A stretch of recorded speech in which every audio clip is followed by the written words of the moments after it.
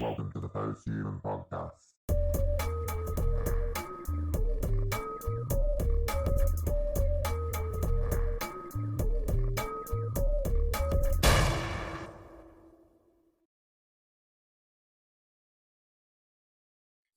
Today's guest, the president of the Journal That Talks Back and life coach, Jonathan Friedman. So how are you How's today? it going? I'm very good. I hope I pronounced it right, Friedman. Yep, you got it. Perfect. Of the Toronto Friedmans. Yeah. Well, occasionally you can get I used to know a friend that was a Friedman. Yeah. And it happens. I'm terrible with names, so I wanted to make sure that I got it right and that, we're going to keep it going smooth. So, I've looked at your website. First of all, there seems to be a running pattern where people that are life coaches have amazing websites. Yours is amazing. Thank you so much. Absolutely love the website. When I looked on it, it's very well made. It's easy to navigate, which is super fun because no one likes to go on this website that's just full of text.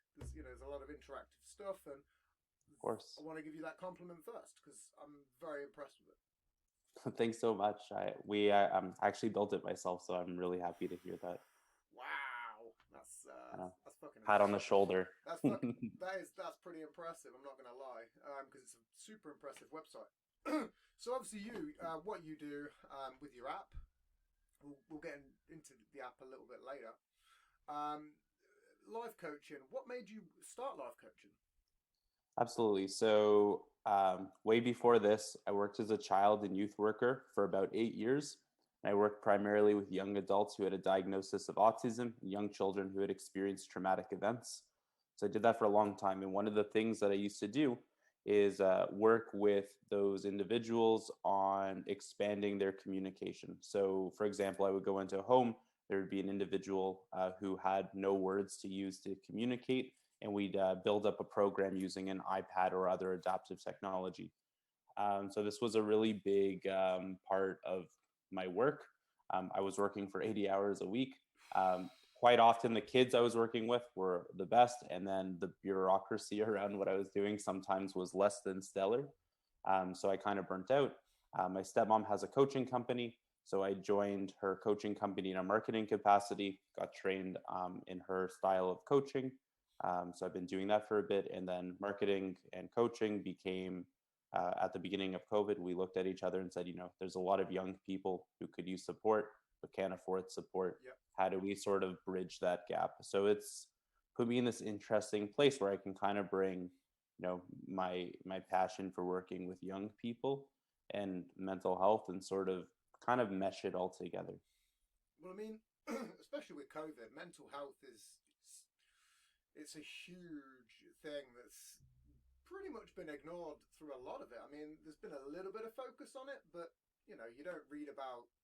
If you look at COVID news, it's just all about COVID. There's no, and these people, X amount of percentage are depressed and suffering, and maybe not so much now, but midway through. I mean, at the start, we didn't know what was going to happen. But then, you get like 5 months, 6 months in, and you're like, it takes a toll.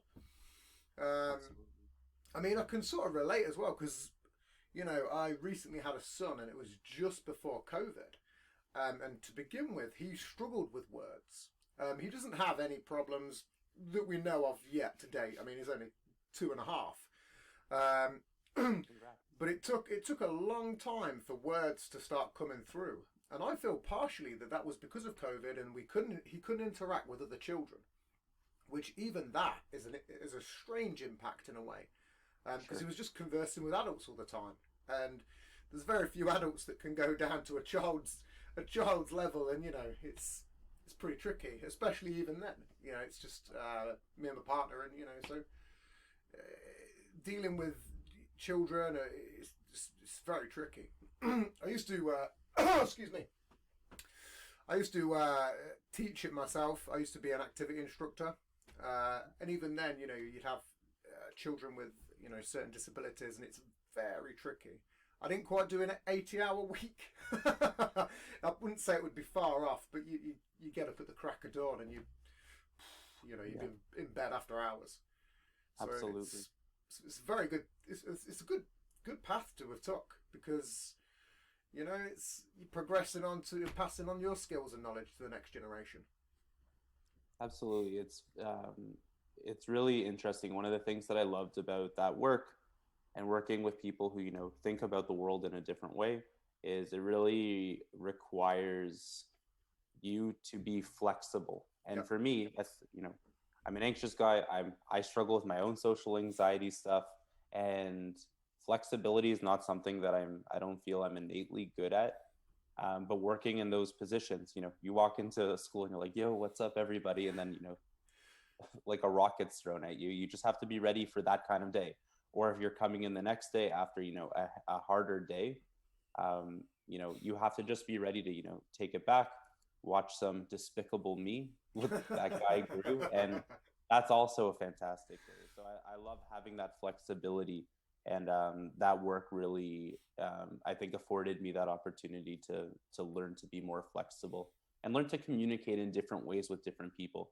We know very well that there's in any helping, in forget about even helping professions. In any professions, there's no one size fits all for anything. No. And I think when you're there in the trenches working one-on-one with people, you learn that really, really quickly. It's your job to just take a situation and make it good for that person, and with somebody else it's going to be a very different experience. Well, that's the thing as well. Like I say, there is no one size fits all for any situation. We're just so different as human beings, and we've all had completely different pasts, and our current day situations are also varied. It's pretty tricky, and it's why I admire a lot of people that do it on a daily basis, because it's so tough. You spoke about burning out, and that's the other thing is, if you take on a lot of these emotions as well, that can also burn you out. Just having to focus on, I don't know, if you're like a teacher, like 30 pupils, and you have to take on their emotional tolls of the day,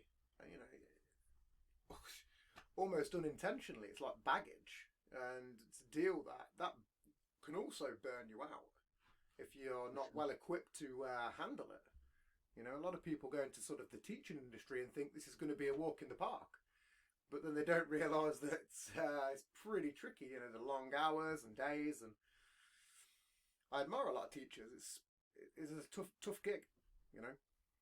Absolutely. There's this even in our training, there's this big component of the training where we're just taught to depersonalize. Yep. Because you can see some pretty hefty stuff during the day, and it's really about just being able to show up as the goofy guy with the eyebrow piercing and a big smile on your face, and like that's the best you can do. There's no better than that. And if you're the person who's just able to show up and be that positive role in their life, whether it's working with adaptive technology or whether it's counseling or coaching, that's it. That's the magic. No secret to it. Have you had any moments where you say you have to sort of detach in a way, but have you ever had those moments where you're at home and you're like, that was a tough day? Yeah, absolutely. I have a very important self-care routine that I engage in. I work out, I run. Yep. If I've had a particularly hard day, it's so important to, sit down with a really delicious pint of beer and play a really good video game, or, talk to my partner about what's going on, journaling. You can talk about depersonalizing as much as you want, but most people who get into those professions get into it because they want to help. And often there's only so much you can do. And we as professionals feel like we fall short in our work, even though we're doing an amazing job. And it's approaching with the depersonalization, but also understanding that we're human. And, you might have seen a kid go through a really tough situation that day. or you might be coaching somebody who's going through something and you're like, just get out of there, man. And yeah, it's all about having that routine to, decompress and take care of yourself as well, whether it be through physical exercise, mental exercise, or a cold glass of beer and Apex Legends. Like it's all good. Yeah, it's so good. I wouldn't say. I mean, again, I'm a bit of a gamer, but I prefer VR nowadays. I've never been a huge console fan. I think I stopped. My throat's terrible today. I think I stopped at like a PlayStation 2, and then I got a Switch and an Xbox One. That was about as high tech as it went. And then I used to do a bit of PC gaming. Not much, but VR is just it's more fun, man. But even then, it's finding time. You can't really put a routine in for gaming. It's pretty tricky. To work out myself, it's pretty good thing to do to keep at least yourself, your mental capacity at a decent level without it bursting because you're taking too much on. I'll admit I burnt myself out not long ago. It was pretty fucking. I hated myself for it, but I knew I had to. I'd only just recently uploaded all my videos to YouTube, but it was like 30 odd videos, and the editing, I had to edit them all. So it was like video after video, and I was like, "Fuck, this is getting like," but it needed doing. It had to be done. And as soon as it was done, I was like, oh, I don't even want to do that again, because it was just so long and repetitive, and it just took so much strain, just mental strain. And that's just editing videos, let alone dealing with modern day life as well. For sure, and being a father. Yeah. Well, that's that. Yeah, well, my son's luckily now he's started like nursery, so it's all good. I get at least a couple of hours, a few days a week to just go, whoo. I'm not going to stand on any Duplo bricks today. Train tracks haven't got to be made. So many just things, Those Duplo bricks are unforgiving, man. I've stood on so many animals. There's like, the funny thing is, well, it's not even funny. There's like, the animals are really hard animals. They're really big. They're perfect to just go right under the ball of your foot. Yeah. Or whatever you want to call it. And there's been numerous times in the night where a couple of toys have been left out, and I've got up for a piss, and I've stood on one, and I'm like, oh no. And it was like, I looked down to see what it was, because it feels like glass, and it isn't. It's like a little tiny moo cow, and I'm like, you son of a bitch. Like, it's terrible. Kids are great, but there's just moments that come alongside it that are just so painful. So painful. So let's talk about your app, because we've spoken a little bit about your the website. I've not really had a chance to look at the app. So it's not even out yet. We're launching in October. Oh, okay. October 4th. That might be why I couldn't find it. That makes sense now. I was trying to look for it, and I appreciate that. No, thank you. Sorry. So carry on. So basically, our app is a bit unique because it's not going to actually be in the App Store. It's going to be so basically the way our service works, an individual comes to our website. They say, "Hot damn, this looks like the coaching service for me." They book a call with me or one of our other intake professionals who are trained, counseling, coaching professionals. And we're going to have a conversation about sort of what we can do in our coaching experience together. So that can be, talking about strained relationships. It can be talking about taking that next step in your career, or, starting a job again after COVID. It can be talking about finances. It can be talking about, a lot. I live in Toronto, Canada, and it's a very expensive habit to live here. There's a lot of people who are in school, who have 2 jobs, who have to do also an internship to complete.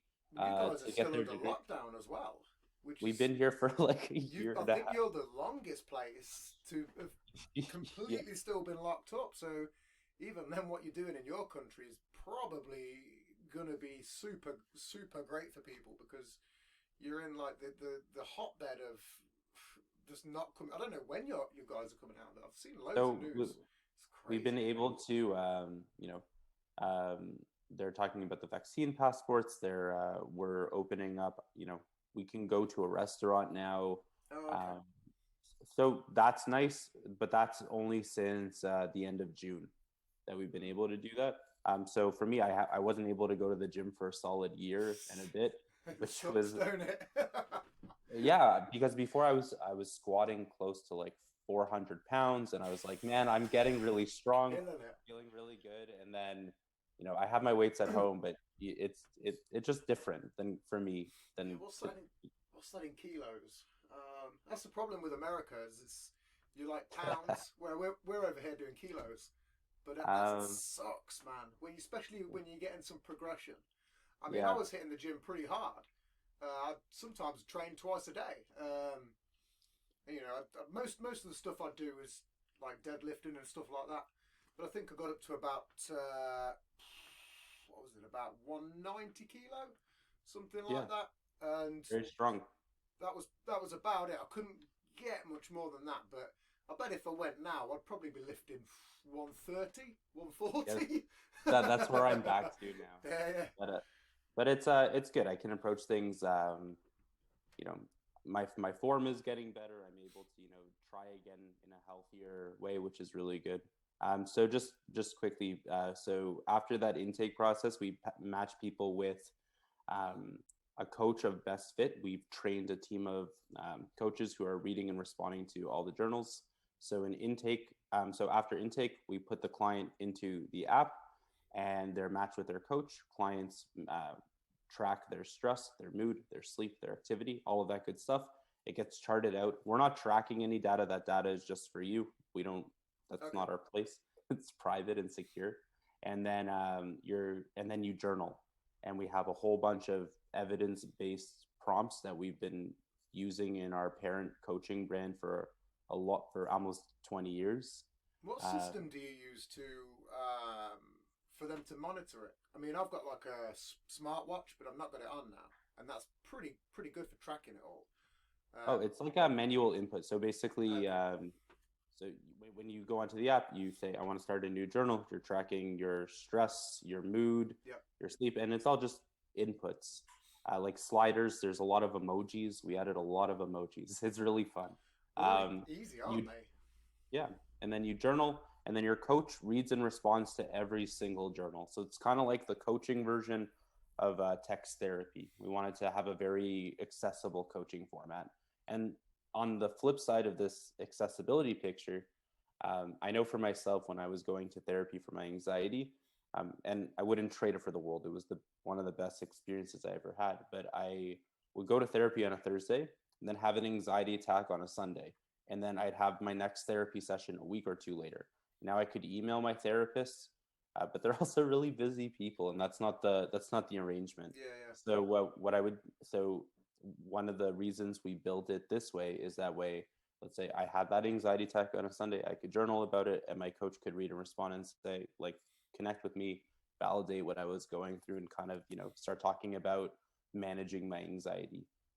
So that's kind of how we wanted to approach it, especially for the busy lives of the millennials and the Gen Zers. What would cause the panic attacks, anxiety attacks, if you don't mind me asking? I mean, I've had a few myself over the years. At one point, I thought I was having a heart attack. I was like, "Whoa, what is going on here?" And it was just a panic attack. Again, I went into like hyperventilating and shit. Mine was like an emotional thing. I'd come out of a really tough relationship, and it was just, I don't know if it was due to the stress and everything, but I was just really emotional one day, and something just flared it, and I just was like, Jesus, what is going on here? And then even then, like, it was making me cry, because I was like, I didn't even know what was going on. Genuinely thought I was having a fucking heart attack. Like, it was something I'd never experienced before. And then behind that, then I started panicking, and then I was hyperventilating. If it weren't for the fact that I was living at my parents at the time, I don't know how that situation would have gone, because I just didn't know how to control it. And then probably was about 8 years ago, maybe. But it was just, it was so. If it weren't for the fact that my mum knew what was going on and spotting it, oh Jesus, I don't think it would have stopped. To be quite honest, Yeah. it's quite a scary thing. So what caused yours? Was it just anything particular, or? Yeah. So for me, the triggers were often social anxiety. And what happened was when I started going to university when I was 17, I noticed, I'm outside in the winter in minus 30 degrees because Toronto, and I'd be wearing a t-shirt and no jacket and still sweating through my shirt. And I'd be like, oh shit, like, like I have tunnel vision, I'm shaking, what's going on, So I started going to see doctors because I had no idea that I didn't really know much about mental health, is the truth. And I started going to see doctors, and they would always say, oh, Jonathan, you probably have menopause. Ha, ha, ha, ha. I'm like, come on. I mean, I'm probably at least a few years off of menopause, being a 17-year-old dude, right? But then I finally saw this doctor, this endocrinologist, so a doctor of hormones and stuff like that. And he said, Jonathan, we looked at the tests. You either have this very, very rare disorder that affects 0.001% of men, or you have an anxiety disorder. Try therapy for a bit and come talk to me if you need to. So I said, that's interesting. So I went to try therapy, and mind blown, right?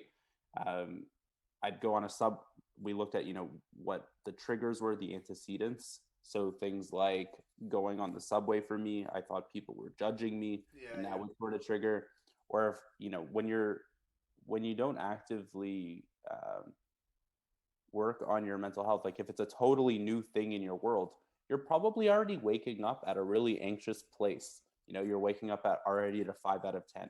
And then, you go on the subway, that triggers, brings you up to a 6 or 7. And then you go to class and raise your hand, and then suddenly everyone's staring at you and thinks you're the worst person in the world. So for me, that's kind of what it was. Therapy was really helpful for me to understand. Actually, I did therapy and coaching. I always have something on the go with that. But it really helped me understand what was going on behind the scenes in my head. I always call it my lizard brain. It's not there's no like frontal lobe processing going on. It's like these people are judging me. Yeah. You have your reptile side and your chimp side. Yeah. I'm not a doctor. I don't know anything about what those parts of the brain are called, but I call it the lizard brain. So yeah, and then just to understand what was going on, what the triggers were, how to start, managing my thinking in those situations. And over time, it really, really helped. To the point now, actually, I'm a vocalist of a heavy metal band. Oh, that's sick. That's cool. Yeah. So I do all of that screamo stuff. And so before COVID, I'm the first one with my band to like jump into the audience and get everyone riled up and have a good time. What kind of stuff do you, because I mean, people, when you can say screamo and heavy metal, they're still like so broad. Oh, for sure. Because I listen to hefty amounts of different genres. But one band that I like in particular is a band called Termion Catalog. And they're a Finnish like industrial band. Like they're a bit like Rammstein, they've got their synth work and stuff like that. So it's just like a lot of good synths, but then it's hefty and heavy. And I think they've got two singers as well. I love that. I'm really into our band is like in the prog metal thing. So we have a lot of weird time signatures and a lot of, some different genres going on, but I'm always screaming. I don't really do the clean vocals or anything in this project. But for me, I love bands like Meshuggah, and I love bands like Volumes, just really heavy rhythms, but there's always something ambient going on. So there's always, every time you listen to it, there's something new to think about and to go into a bit more. I was listening to the song that I listened to the other day, Wormholes by Volumes, from when I was 17 or 18. And I heard this little guitar sound that was all the way in the background just to create, more space. I'm like, wow, like That's so awesome that I can listen to a song from 12 years ago or 11 years ago and just get excited about it again. A really good band for that is, have you heard of Mars Volta? Oh yeah, they're They're nuts. fucking awesome. They have Yeah, like I think it's the album. One of my favorite albums is like I think it's Deloused in the Crematorium. yeah, yeah. That is a fucking amazing album. There is some Was Thomas Pridgen on drums in that one? oof, I'm not I- sure. I'll have to look it up later, but every time I see, I remember hearing Wax Stimulacra for the first time, and Thomas is on drums, and I Yeah. play I play drums, but then after listening to that, I just said, well, I don't play drums. Like, you, where, Yeah. how, what's going on? He's a Well, ninja. well, that's the other thing as well. I mean, this was I've not yet to speak about it on my show because most of the shows have. I don't talk about music that much. It all just depends what comes up. As I say, it's free flow. But one of the sad things that happened was Joey Jordison. You know, that was a fucking sad passing. Absolutely. One of the I think I would like to say one of the best in the world. You've still got Travis Barker. He's an amazing drummer, but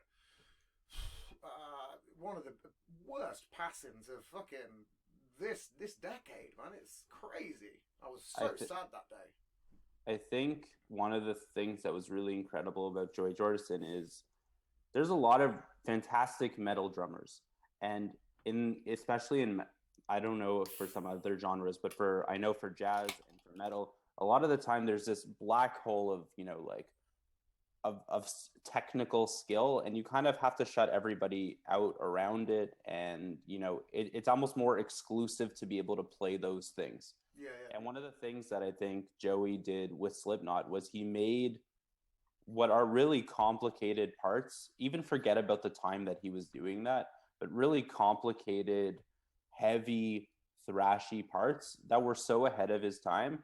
Oh And yeah. and I have so many friends now that when I go play a show, like you just hear his influence. And I think making, that exclusive heavy style that only few could play really accessible to mainstream. I think that transcends being a technically good player. It's about, because music is about like exploring for sure, but it's also about making things that make people feel the stuff. Oh And yeah. I think Slipknot for sure, but I think Joey was always such a huge part of that. So yeah, I definitely felt his passing as well. Well, it was. I don't know how they're going to replace him if they do. I don't think. I mean, I'd like to think. I mean, they've been around since I was a kid. The first album that I ever owned was Slipknot Iowa. I bought it for my sister for her birthday, knowing that she'd give it me back. I was a kid.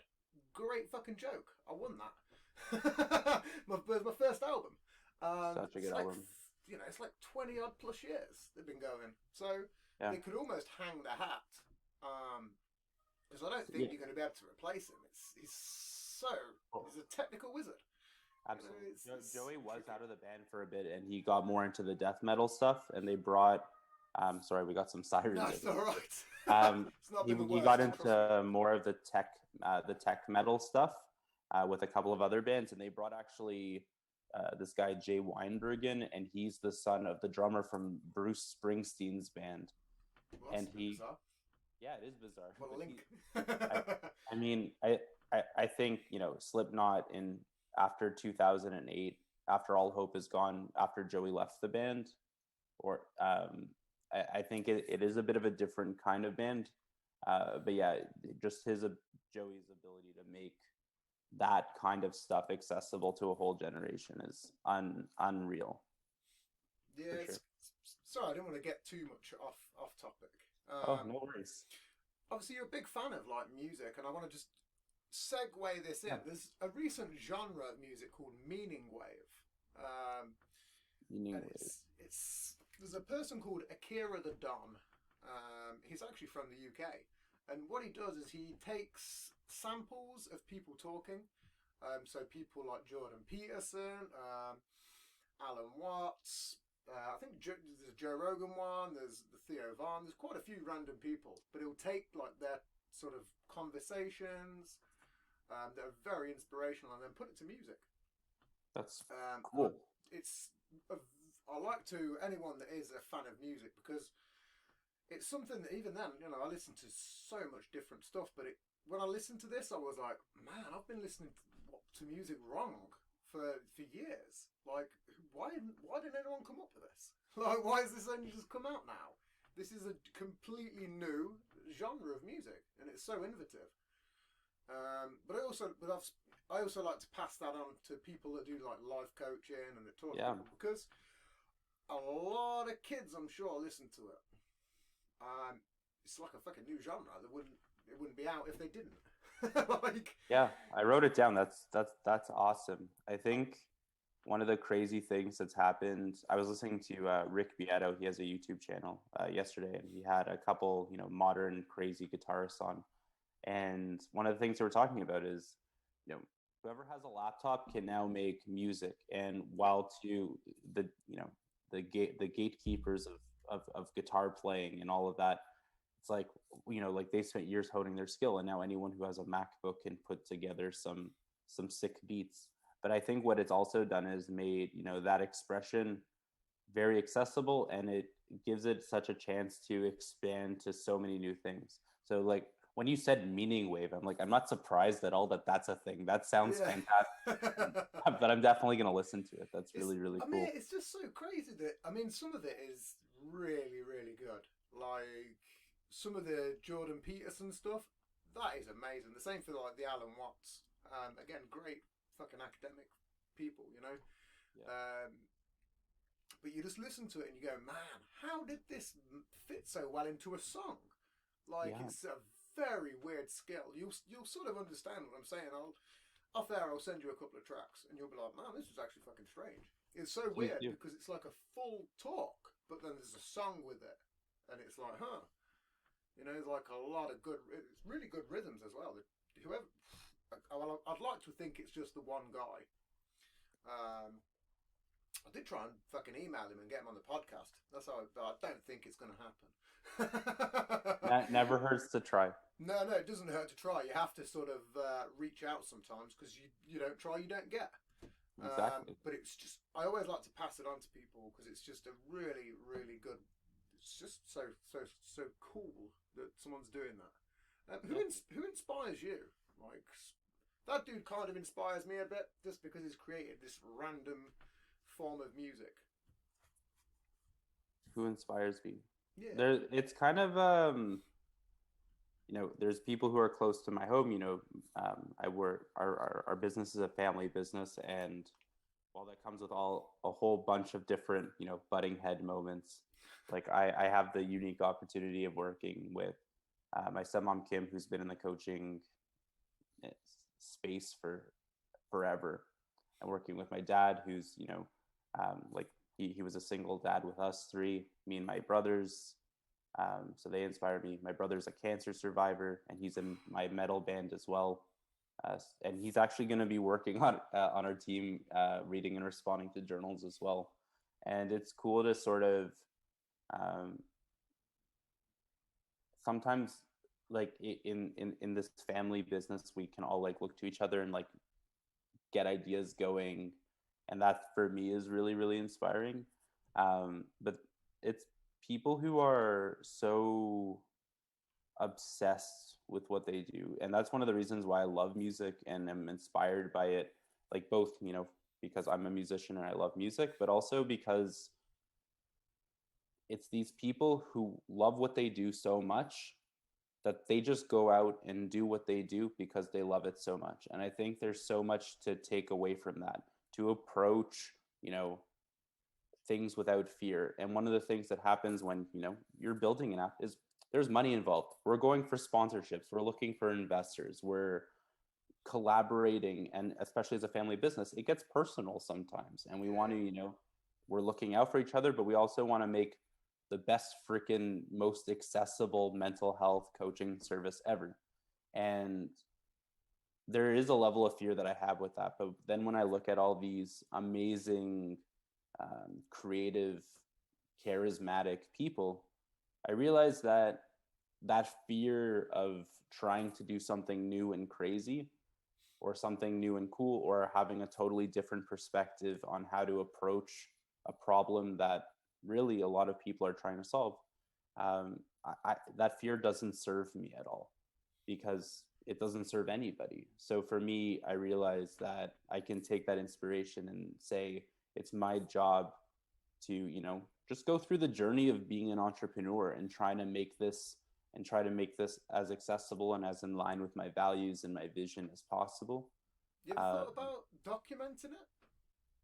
Because even then, people would eventually be inspired by your own journey if you documented it in a way.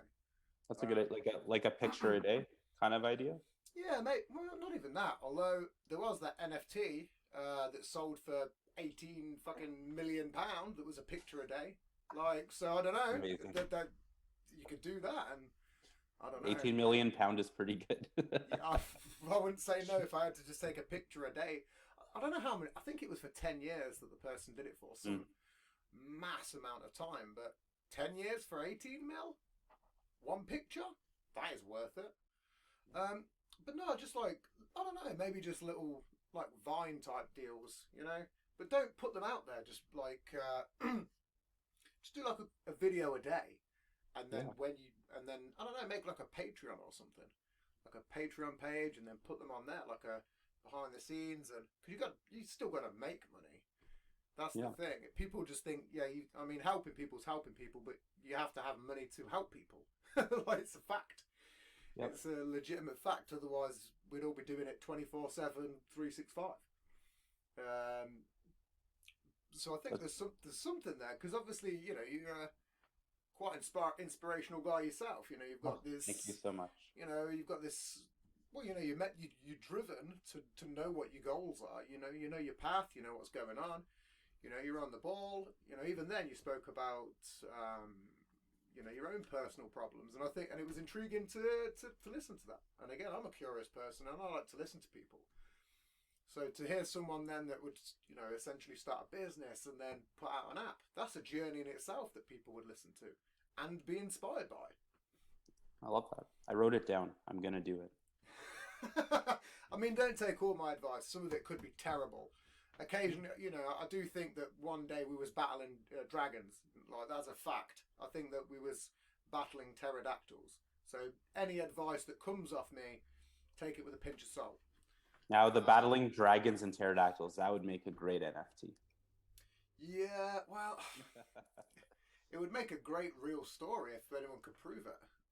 Yeah. Well, I just believe that there was a few pterodactyls or big birds left over.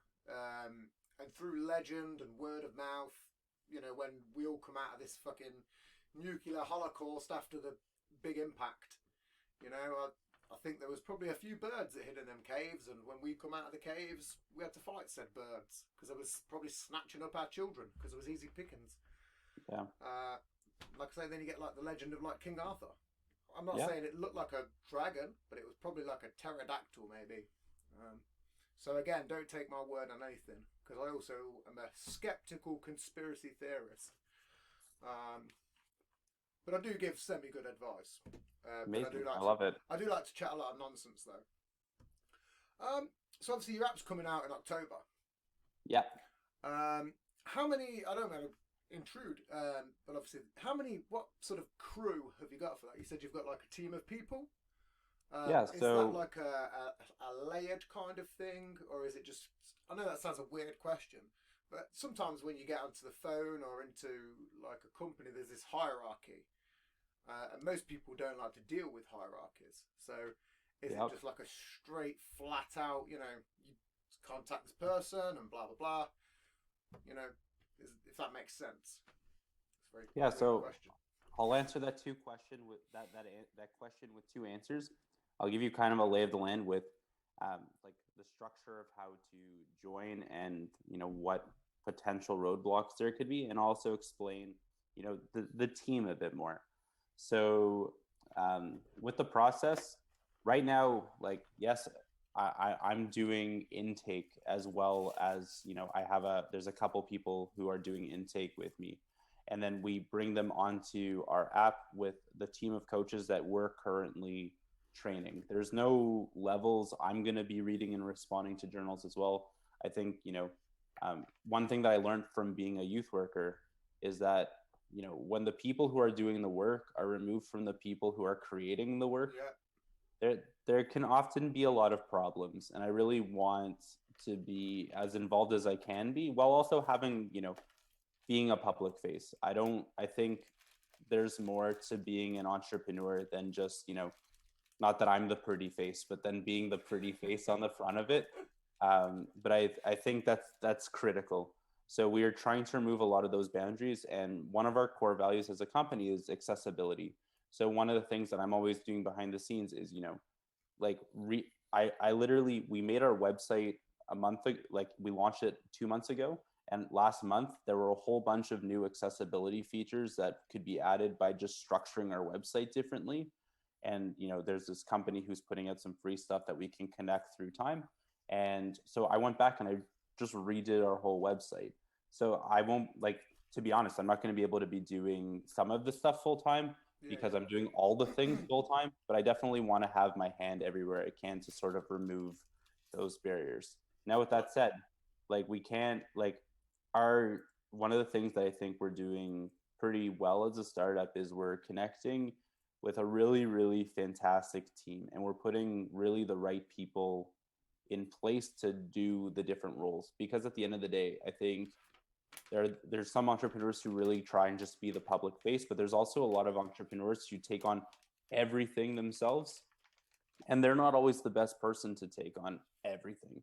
No. So we have a team of coaches who we're training, and they're the best. They're so good. We have a team of developers who are developing the app. I'm working with them on the user experience design and making sure that it meets certain criteria, and it's very collaborative. But I am far from a developer, and they're so talented, and they're here in Toronto, so we're so happy to work with them. My stepmom has been in the business corporate world in coaching for a very long time. So it also makes sense that she's the one going and doing sponsorships while I'm the one making all of the creative and doing all of the ads and stuff like that. So it's really cool to have this it's a flat collaboration. Yeah, absolutely. Well, that's kind of why, again, it's tricky because you can't stretch yourself too thin either. Like you say, if you're running all that technical side as well, and then you've got to be hands-on, that's a lot of work, Yeah. People don't quite realise how much it is when you're doing stuff in the background. Background work probably is about 3 times as much work as doing the actual work. There's so much in the background that people don't even realise. Again, with your website, man, I need a website, but I can't fucking do that. If I was to I can't physically do it, and I don't have the time. But, if this was have been 10 years ago, I probably could have learned that skill. But if I was to try and learn that now, I'd stretch myself far too thin. And to be quite honest, probably nothing would get done. Realistically. Well, you have a lot on the go too. Oh, well, I'd like to think that I don't, and that I could be more busier, but I think that's just me convincing myself that, I don't know. I'm heavily critical of myself, so I don't know. I think it's always good to be. Can I just take a quick 5-minute intermission? Is that okay? Absolutely. It's like my son's just got back from nursery, so I just want to say hello, because I know I'm going to be sort of in here for the evening. So Children come first. Sorry about that.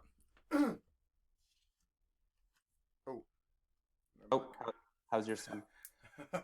Yeah, it's all good. Sorry about that. I just wanted to quickly say hello because I know I was going to be in this fucking shed of a studio all evening. You're all good, man. So I just wanted to, and I did need a piss as well. So I wanted to, and I was going to continue this, I know, for a little bit longer. So I wanted to make sure I'd do it now rather than burst my bladder into a million pieces. Oh, your health comes first, man. Well, I say I've had kidney stones, which aren't fun. So sometimes I like to keep on top of that. Oh, absolutely. So let's get back onto the subject. Your app. What made you decide to not launch it on Google Play? Was there a reason? I would imagine the traffic influx would be one of them. But was there more of a reason because then you could tailor it more to people? Um, Yeah, so we that makes wanted to sense. make, so for this first version, we wanted to make a progressive web application as opposed to going with native apps on Android or Apple for a few reasons. One, it helps us keep our costs down as a startup and prove our concept first. Two, um, there are some accessibility tools that we're using that are going to be compatible with all browsers if we do it as a web application, as opposed to doing it as native applications where we have to build everything from scratch. And we definitely want to do those things, but first we just want to prove our concept to make sure that it makes sense. And because of the intake process where we want to make sure that whoever's coming for coaching is a good fit for coaching, and whoever isn't a fit for coaching, we want to make sure we're referring them to an appropriate resource. For example, we're an 18 plus service because Okay. working with like children is a whole, especially in Canada, it's a whole different world. And we want to always make sure our safety and our security makes a lot of sense and that we have the right people on board to offer the service and also collaborate with the services necessary. So for example, with working with kids, it makes sense that we're also working with schools, and that's a whole process. So we really just wanted to prove the concept first. But the other week I was talking to a young person on this intake call, and I said, "Oh, what grade are you in?" Because I just noticed, I think they're younger than 18, and they were 14. And I said, "No worries." So I had the coaching conversation with them, and they were talking about their struggles with anger, frustration as a result of a traumatic event. And I said, I I asked what city they were in. I wanted to make sure I gave them the resources that were appropriate for their city, and also just from my knowledge of being a youth worker, there's always a school counselor psychologist who can really help to adapt the program in school that they're currently having to fit their needs. So if you're in math class and halfway through every single time you're flipping a desk over literally, it makes sense that there are breaks built into your class. And as a coach outside, that's there's nothing really I can do. But a school psychologist or a school counselor or a child and youth worker, they can all put that stuff in place. So we have that intake process as a result of that. Or for example, if somebody comes to us and they have at-risk behaviors, they're experiencing harm to self or others. As coaches, it's not in our scope to do that work. That requires therapy, and we always want to make sure that we're a very responsible company and that we're helping people get the support they need. And sometimes that's us, but sometimes it's not us, and it's really too important, especially from the beginning, to notice those things. So when we're talking to some people, we're saying, we have what's your town? There are these really great support systems there that can help to support you through this depression or these anxiety attacks. We always want to make sure we're working with people who can utilize our service in the best way.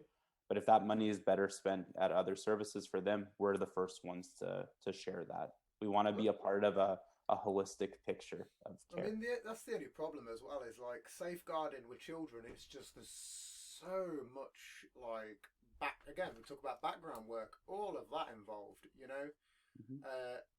And safeguarding children is a crucial thing because they're so unpredictable. You can't. It's it's easy to imagine that we was all children one day, but again, we was all different. I was somewhat depressed as a child, and I was bullied and stuff. So, but I mean, there was never a moment where I think I would have took it one step further. But there has been children that have, and there was a story that was somewhat local to me about a young girl that was bullied, and as fucked as it is, man, she took her life, and it's so tragic. It's fucking savage and brutal. It's just because of words and other people. I mean, kids are naturally savages anyway. They're so harsh. They're the most probably heavily critical people on the planet. They're critical of everything. They're tricky to work with. And yet, you know, even then, I remember being a child and it wasn't exactly the greatest environments. And I didn't want to sit at a desk for 6 hours a day, 8 hours a day, and I didn't want to do that. And it's so tricky to get someone to do that, let alone to get them to do that and then to act like a civilized person. And it's, you know, there's so much involved. Yeah, And for sure. safeguarding them is, yeah, it's so tricky. I mean, again, you know, my son just started nursery like this week, and it was the first time, even out of COVID, that I had to go and drop him off, and I was like, oof, you know, just leaving him in a stranger's hands for a couple of hours was a Yeah. mess, an absolute bag of nerves. I didn't even think I had those nerves in me. Like, I'd never experienced it before, and I got home and I was shaking. I was like, oof, this is a wild feeling. I don't know what to do. Yeah. Yeah. Sorry, And again, going a little bit off topic there, but sorry. no, not at all. You know, for for for people under the age of 18, there's so many supports within the school system, and we really want to make sure that um, it's even better to work with those supports because in those cases they can help to modify a student or a young person's program to be a more effective program. And while those services aren't always perfect, and even in Canada where things should be free and easy and they're not always, it's still the better road, and there's a lot of different services to connect to make a good care picture. Our service really, we're always focusing on individuals over 18 who are struggling with their relationship, their career transition, their finances, their post-secondary school track, all the stresses that come with that, and there is a mental health picture there as well. And that's why we're always, really careful. We're always very transparent, and we always want to make sure that we can help people get the support they need. Well, it's like you just said that. I mean, right behind you. In fact, that's what I wanted to ask about. Is that a typewriter behind you? Oh, yeah. When you was out of frame, I noticed it. I was like, wow, that's super bad. I was My grandmother was gonna throw it out. I'm like, no, it's mine, oh Mima. It's mine. no, I'm gonna throw that out. That's I used to when my dad but my mum split up. My dad got this little cottage, and he moved in there, someone had left an old typewriter, and I was fascinated by it. But years later, because it was half built into the desk, it got left. Yep. But I've always been fascinated by them, and I'm like, oh, going to be thrown out. Even if it barely works, it just looks fantastic. Yeah. Right. You need that more in the shot. That like. All right. We'll switch it up. You don't have to. You haven't necessarily got to do it this show. Yeah. I'll wiggle everything around.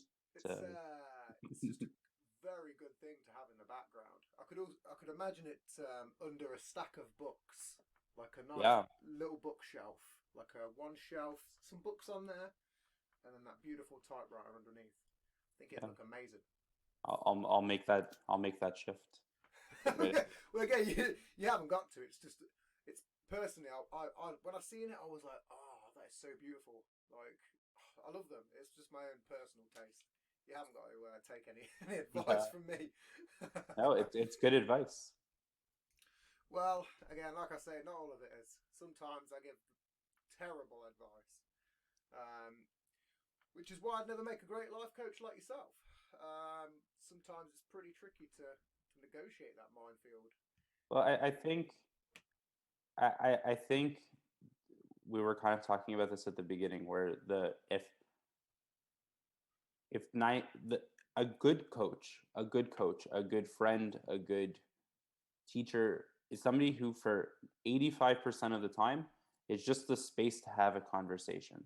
I think you do that incredibly well. And I think there are plenty of people who are coaches, therapists, counselors who, spend a good chunk of the time just talking and not listening to what's going on. Because sometimes what happens is you ask a question, hey, how's it going? Oh, this is happening. And before they can keep talking about the story, you're already talking. And I think that's a big trap people kind of fall into. You kind of come to it where you have to be this expert and this, but really it's just about being a person with a friendly face and just a real person who just talks and listens and converses.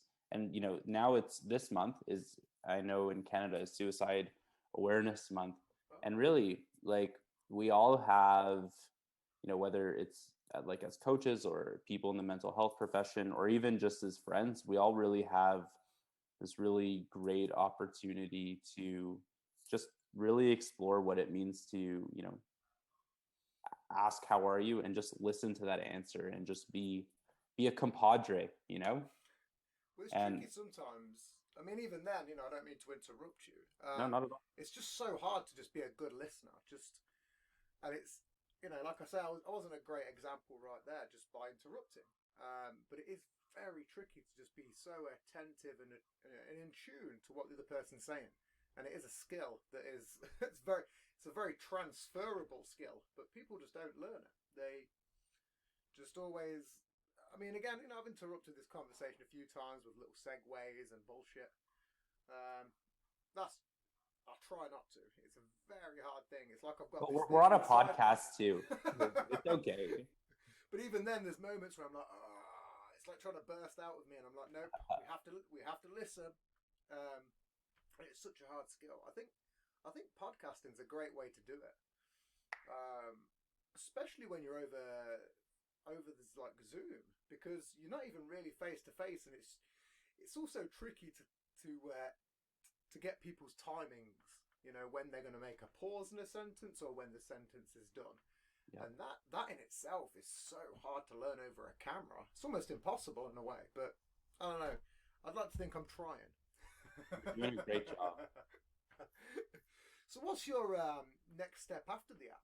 I mean, I've had a few people on, but I've never asked them the next kind of step. And I think that for a life coach, there's always a next step. You've got the app, which is the step now, but have you got anything else planned after the app? Yeah, so what we're trying to do is so the step 1, launch the app. Step 2, bring people into the app. Step 3, version 2 of the app. Step 4, scale the app, bring more people in, start approaching more, businesses and corporations to sponsor their young leaders to use the app as sort of, their mental health coaching service within the organization. And really what we're trying to do is build this as a larger service.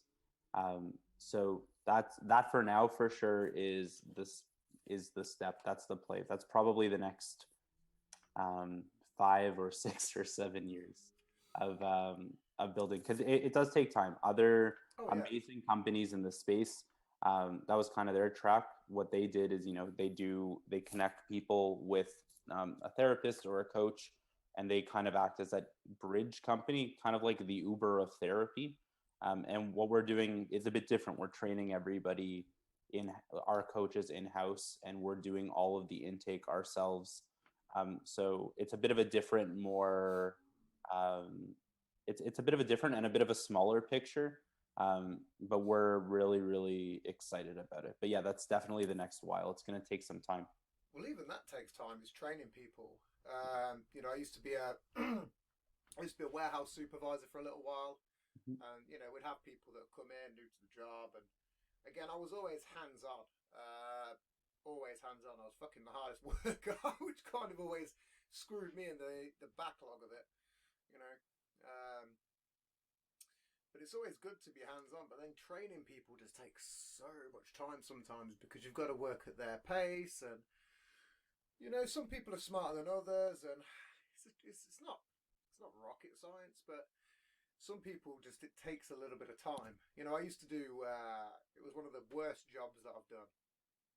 I don't know if you have them in like America, but if you like, I'd imagine that you do, but if you like walking through like a shopping centre and you have people selling like phones or contracts or insurance, so there'd be like a little kiosk, and they'd be calling you in, there'd be 2 or 3 people, and they'd have this script, and they'd be like, "What phone company are you with, sir?"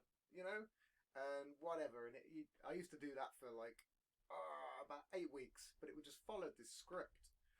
And it took me a while to get it. I'm not going to lie. I was like, I've got to do it this way, really? But if I do it this way, I think it'll be more effective. And I had to follow that script, and well, I didn't sell any contracts. Let's put it that way. But I personally think that wasn't because of me. I think it was just because I was having to follow this weird structure that was terrible. It was pretty rubbish. I feel like you're not a person who likes to follow a script. Well, I have notes. Amazing.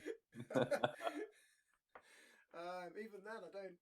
I kind of used to script some of my show out, but you can't really script out for a guest. It's tricky because everything just flows. You don't know what's next,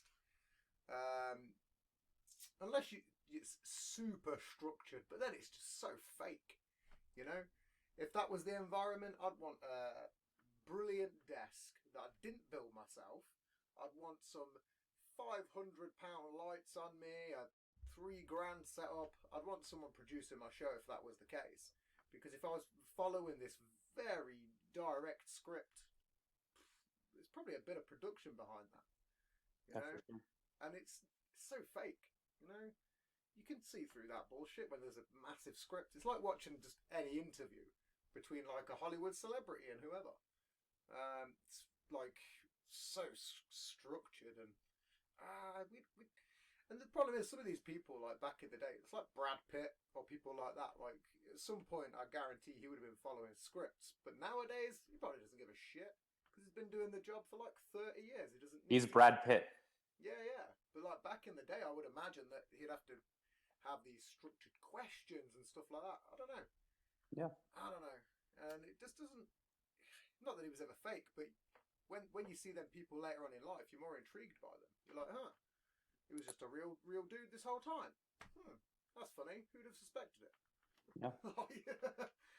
It's a problem. You got any favorite films? A little bit off topic. I have a lot of favorite films. I love WALL-E, the Disney movie. That's a strange answer. I'm a strange person. WALL-E, that's one of the best I've had so far. Let's flow down that. What makes why is that your favourite? That's really intriguing. Curiosity's gone up. WALL-E is one of those movies that I think. So we know with Disney and Pixar, a lot of times, you know, they're kids movies, but sometimes they ask some darker questions or have innuendo, and it makes it fun for the adults to watch too. And I think what WALL-E did really beautifully is it didn't go down the innuendo trail at all. It asked a lot of really huge philosophical questions.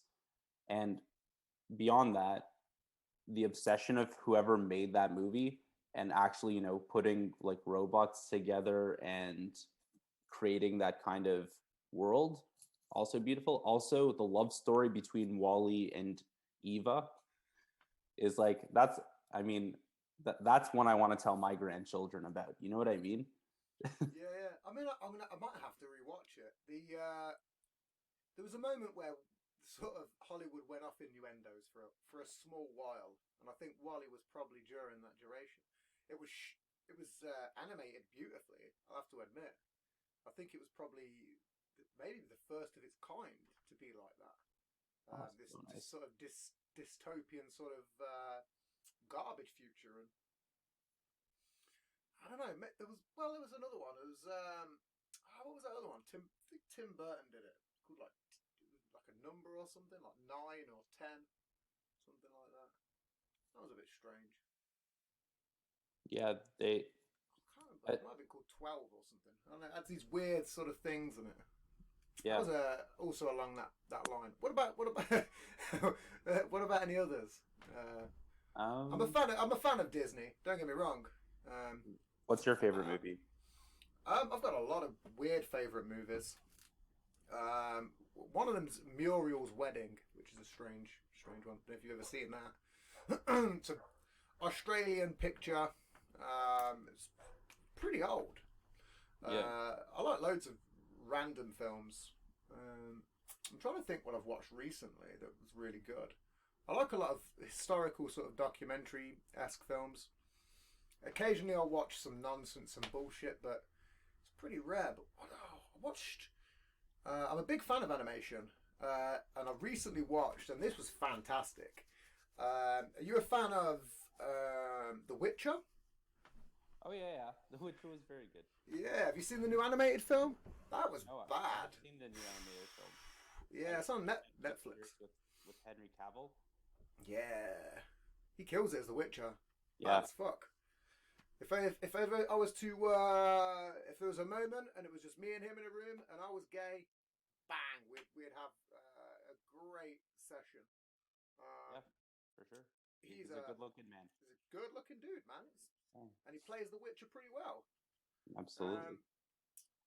But the animated series, that's fantastic. It's not even a series; it's a film.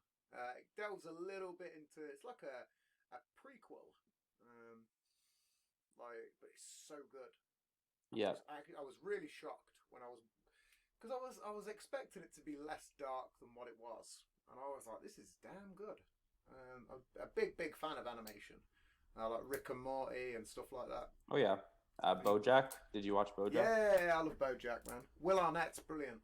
Top tier. Top tier. So good. Yeah, it's a shame how I wasn't so much of a big fan on the last season. I didn't think it ended that great. They went a little bit off the rails. He had those weird sort of looking back moments, and there was a lot going on, and I don't know. It was dark, super dark. Very dark. There was always that next to last episode that they made specifically dark, I believe. Yeah, the view from halfway down was the name of that. Yeah, it was super cool. There's some great actors on there, super great voice actors. I liked. Oh shit! What's her name now? She plays the cat, Caroline. Oh, Amy Sedaris. Yeah, that's the one. She's super great. Absolutely love her. She's so funny. Apparently, she was in New York the whole time they were doing the readings in LA. So a lot of times she would do all of her voice acting by herself, not in the same place. That's bizarre. And it's crazy how she did all of that. That it's she was actually on Will Arnett's podcast, Smartless, with Jason Bateman and Will Arnett and Sean Hayes. Yeah. And she was talking about, she just wanted to live in New York and do her thing and do her voices, and she just did it. And I think that's really cool. And she's so funny, so good. She had a cooking show as well. Yep. That was amazing.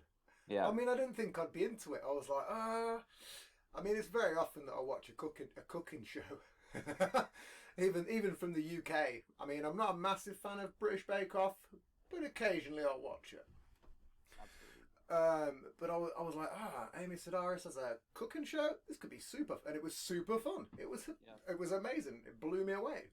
I loved it. I think absolutely. It was such a. There was so many great actors in there as well. She was one of my favorite just because of the tongue twisters that she done. Yes. They were amazing. And one of the things that show does too is it really. I remember. When did it come out? I was still in university, I think, when it came out. And, me and my friends grew up in sort of like a moderately religious Jewish environment. And we didn't often talk a lot about mental health. It's just not something that came up. Me doing the youth work thing was, cool, Jonathan, you're doing the thing. And BoJack actually, it brings it, in a weird way, it makes the conversation of mental health and depression and addiction. That's a big theme of the show. Yeah. And when we're talking about with our friends, who do you see yourself as in the show, and how do you relate to characters in that show? And for sure, it's dark, but I think it opened up a lot of conversations between me and my friends to talk about, what we're going through, and in a very weird way, because it's a very weird show and it's definitely not for everybody. It really opened up a lot of those conversations. And I think that's one, as a writer, and especially for an animated show like BoJack, like to take those big questions and plug them into a show Like It's 20 that minutes is, long. yeah, As well. so That's what's so so crazy. fantastic. Yeah, You know, it's there was a beautiful. lot of dark stuff in there, and to put that into like 20 minutes, and it makes sense and relate to a lot of people is a hard task. It's not easy. Masterful. What character would you relate to the most? If you had to pick one, like you just said. Probably Todd, to be honest. I feel like I always have a wacky scheme. I feel like I don't always, Todd, yeah. this is my own belief, but yeah, like I feel like I sort of take a backseat to some other people's ideas, especially if I'm having a conversation with bigger personalities. And I'm learning to, not do that. I'm learning to, appreciate my thinking a bit more. And that's one of the bonuses of going through this entrepreneurial journey. But yeah, 100%. I love Todd. And one of the things I love about Todd is there are so many things that happen in Todd's world. So in BoJack, you're usually looking at BoJack's life Yeah. and the things that happen to BoJack. But if you look at it through Todd's eyes, BoJack happens to Todd and Princess Carolyn happens to Todd, and the fact that he's able to go through really a bunch of traumatic events with his friends and still want to be true to himself and follow through what he wants and to explore his asexuality in the show. I think that's His really, backstory is super cool though as well. Even that's yeah, it's. I mean, they only show it a little bit. Like I say, it's like you're viewing it from the first person narrative, which yeah, is just BoJack. But if you do, when they occasionally show these other little bits from the people, like Princess Carolyn has her own little story, and yeah, or whatever it could be, Todd's, with those wacky schemes and stuff like that, he's still got this own very strange story, but it's like he's downplayed in a way to BoJack. But when you look at it really, he's actually quite not, because he's better than BoJack, because BoJack's this fucking washed up person. It's kind of very strange as well. Like, who's really got their shit together? I don't think one it. of the few characters who Yeah. sort of takes it upon themselves to like explore what it means to be like quote unquote better. And, Yeah. and I think that's a really cool concept. But he's just such a transparent. It's not like, well, he's a transparent person, but he's just so nice, nicely transparent that, again, he lives with BoJack, puts up all of his stuff. Imagine living with that dude. Fuck, Yeah. that'd be crazy. Well, not necessarily living with a horse, but do you ever think that your next step could be creating some sort of theme park that eventually could set on fire? You make these wacky schemes and. I mean, You related to Todd? probably not quite for me, but we can. I definitely, we're a social enterprise, and one of my favorite things about social enterprise is really always having a community face. So we, $5 from every month of our subscription goes to supporting people who can't afford the service. And last week I set up a Charlie Brown Lucy booth in a park in Toronto to just like hang, Oh, so from the show. yeah, like this, Okay, yeah, his friend Lucy who sets up the lemonade stand and gives yeah, advice yeah, in the yeah, park. yeah. So we set up one of those and we gave out snacks and drinks and food to people. And for me, we can take some of the wacky ideas and some of them will work and some of them won't, but it's always about having a really, unique, positive face to the community. And so I'm really excited about exploring that more. You ever thought about doing again? I briefly said it earlier, like daily motivational talks or something. I mean, I said like a behind the scenes kind of thing and document yourself, but have you ever thought about also doing some sort of daily? I don't know, like a 5-minute Facebook Live thing once a day, just to keep some consistency or whatever. I know a few people that do it who don't necessarily do life coaching, but have this sort of they're not like influencers, but they have a positive aspect on people just because they show up daily and just go, hey, this is what I'm fucking doing today and blah blah blah. But you ever thought about doing that yourself? Because again, you're pretty well articulated. You compose yourself very well. So probably way better than myself. Oh. So I could easily, I'd happily watch like a little 5-minute daily dose. I know a few people that do it. I'll tune into them. Amazing. Big fan. Maybe I'll try to do that a bit more. I've been trying to be on a TikTok and starting to do that. So I'm gonna try. I think it's a good idea to do something that's a little more Engaging. friendly to those other platforms. I've been thinking about starting to go on Clubhouse as well, and starting to have sort of daily or weekly Yeah, conversations that's a about. strange one, that Clubhouse. 'Cause you have to get some sort of fucking password and an invite. Probably not so much now. It's probably, you can find them anywhere. But I remember when it first started, Yeah. it was super exclusive. Yeah, Drake. Super exclusive. If it's good enough for Drake, right? It's good enough for Drake. Well, I know a lot of. I'm a big fan of comedy, and I know there's a lot of comedians on there. Yep.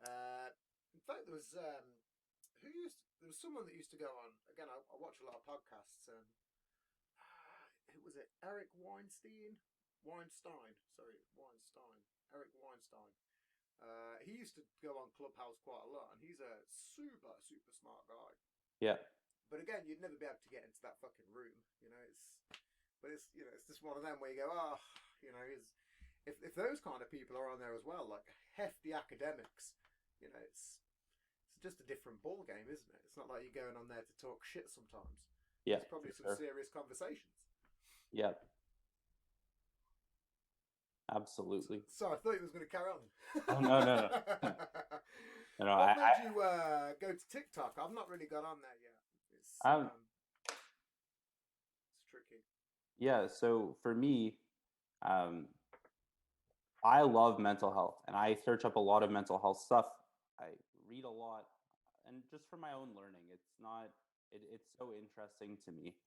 And I find, to be honest, on TikTok, a lot of people are sharing quite a bit of misinformation about how to approach certain things, or Yep. people who aren't psychologists are sharing, like medical actuals. I don't have an example, but I know there is a lot. It's full of it's the new Wild West of social media. there's a lot of people who are sharing good stuff and a lot of people who are sharing sketchier stuff. And I think, like, as a creator, and I really want to sort of, even at the super small scale that I'm at right now, I really just want to help to share, like some positive ways to deal with certain things. So I'm never on there talking, like, this is what it means to have an anxiety disorder, because I'm a youth worker. Like, I'm, like, what am I, right? But I go on there and talk about, here's how I manage my anxiety attacks, or, here's what a healthy relationship can look like. Or sometimes I just go on and play guitar because, I'm stressed, and it's good to be a person who shows up and says, today being gentle to myself means, taking a break through the day, and it's mental health. Yeah, so I play guitar a lot on TikTok. I don't have access to the live yet because I don't have. But do it on Reddit, because you can do a lot of live. I mean, I love Reddit Live because you get a lot of artists on there, and they are super good, like ridiculously good. I'm like, why is this person just on Reddit and you're not in a fucking band? So I don't know if you've ever looked into that. I mean, there's tons on there, and it's. You are good at giving advice. You've given me a lot of things to take away for today. That's great. Great stuff, man. No, I don't know. I like to think that I'm sort of plugged into certain things myself, and sometimes I butcher a lot of stuff what I'm saying, but I don't know. You did a great job, man. Problem is, like I say, I'm just heavily critical of myself. I'm very self-critical, and I don't know. I second guess a lot of stuff that I say. Sometimes, even when I know the facts right, I'm like, am I? Especially with actors nowadays. I'm terrible for actors' names. Do you know if I was do you know if I was to relate to a character in BoJack? Yeah, who would you relate to? I don't know. I was sitting there thinking about it, and I kind of had an answer, but then I was going to change it.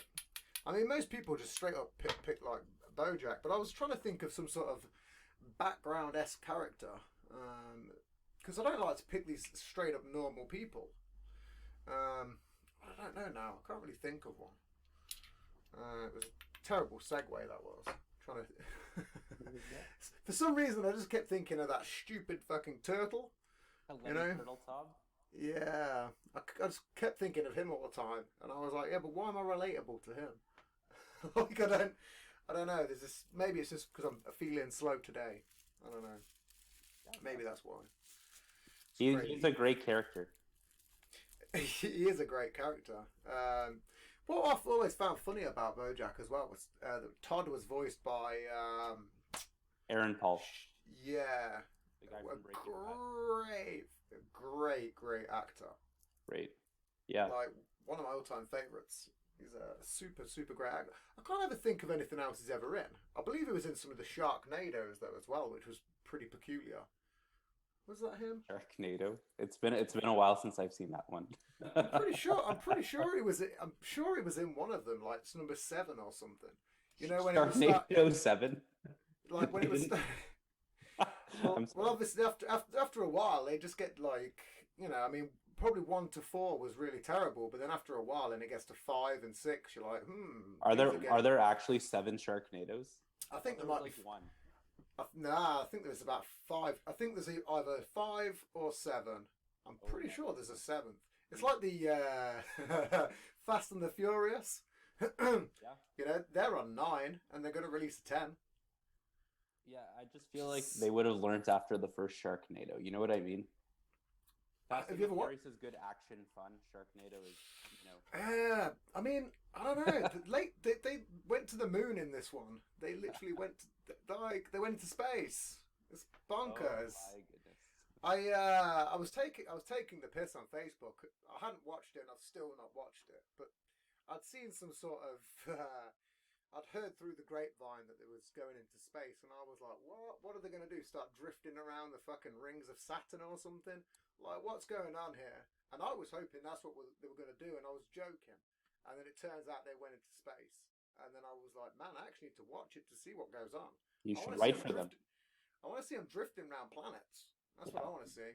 I want to Absolutely. see some weird shit. An alien fucking pulls up. They have to do a drift race through some comets. Yeah, Like, absolutely. that'd be a great film. In fact, I'd actually watch that. That'd be cool. You should write for them.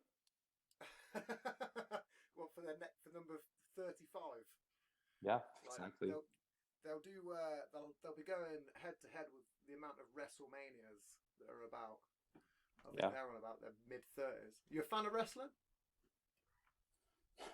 So I mentioned before I grew up with my single father, and the way we were allowed to stay up past 7:30 or 8 o'clock on a school night was if we sat down and watched pro wrestling with him. And super cool.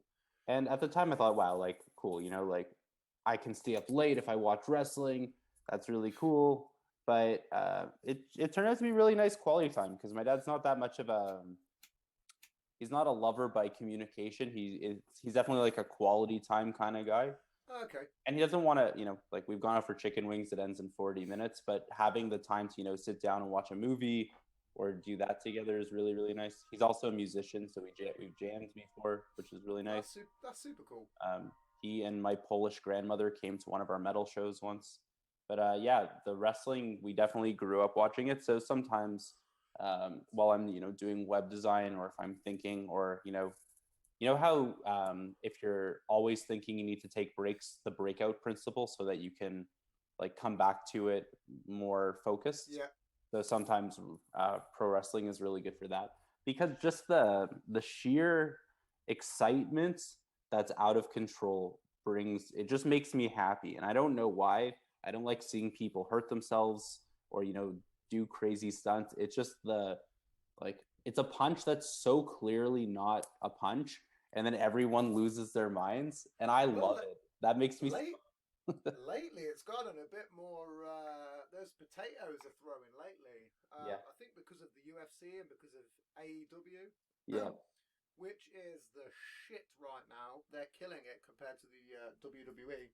Yep. Who are... I mean, I'm a big fan. I tend to just watch late at night when I get the physical time to, and then I'll just watch them all back to back through the week. Wow. Like, WWE have lost so many really, really good wrestlers that have signed over to AEW. Yeah. Chris I've, Jericho. I've never been a well, not even that. There's tons of them. Like CM Punk's just signed with them. Yep. Big shows there, and there's so many of them. Oh, I didn't know Big Show went over. That's cool. Yeah, he did. He did some commentary, I think, as well. Bray Wyatt's meant to be going there, which he's gonna sell it because the difference is you get a more creative control when you're at the AEW. Like WWE just still has their gimmick bullshit, and yeah, they control a lot of the storylines and whatever. But lately, because I don't know, they've just got a little bit more, a little bit more ground and pound. And I come away from wrestling for a fair amount of years, but lately I've just got back into it, and I'm like, fuck, this is getting pretty good. I'll skip all the storyline shit, and I'll just watch the wrestling. I'm like, I don't need to know the story. Like, don't worry, you're all good. But yeah, I just tend to keep with that. amazing. But anyway, we're going way off topic. Let's just finish up just quickly talking about where people can follow you. Because again, I've gone way off topic, and I know you're pretty busy. No, not at all. Thank you so much. Again, you've got an app coming out, and you've got this fucking sick ass website. You're a very busy man, I'm sure. So, where can people follow you, and where can people literally just tune in? Yeah, so at any time, feel free to check out thejournalthattalksback.com. You can book a call or send us an email, and we'll get to learn more about you and see if our coaching program is right for you. You can also follow us on Instagram at Journal That Talks Back. We're on LinkedIn, Facebook, TikTok. We're going to be on Clubhouse very soon as well. I'm excited to hang out and chat. And Tim, this has been an absolute pleasure, and I'm so excited to share this everywhere when it comes out. No, that's absolutely perfect. What date does that app come out again? The app, absolutely, yeah. The app we're launching officially on the 4th of October. Yeah. No, that's perfect. Well, listen, this has been a very fun show. I'm sorry I had to take a brief little intermission. I'd love to have you back on again after you've put the app out. That would be fantastic. I'd be happy to. I've got somebody, a previous guest, that's doing the same, and I think it might tie in at the same time. So I think it'd be pretty good. Amazing. But you've been a super, super great guest. Very, very fun. So today we've been here with Jonathan Friedman from the journal that... Wait, was it the journal? Yeah, the journal that talks back. Yeah. Jesus, I lost my own train of thought then. No, you're all good, man. Thank you so much. Thank you very much. And keep it easy, people. Thank you.